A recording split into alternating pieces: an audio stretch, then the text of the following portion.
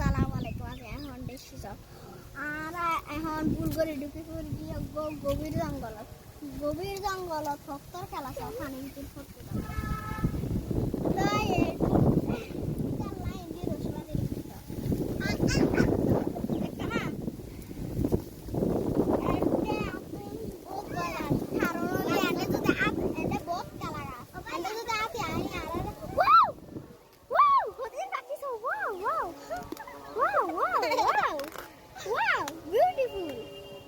এখন জিনিস সাগর এইসব বঙ্গোপসাগর বঙ্গোপসাগর বঙ্গোপসাগর